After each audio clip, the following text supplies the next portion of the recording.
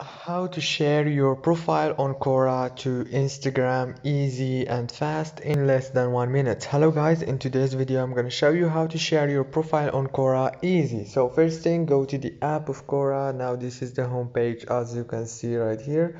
Go to the top corner and click on your profile picture, click again, and now this is the profile page. Now all what you have to do to share your profile on Quora is click here on this option, and now here you will find many options on social media, and as you can see here is the Instagram option. Just click on it and you will be able to share your profile on Instagram easy. So first thing, don't forget to like and subscribe, and thank you so much for watching this video until the end.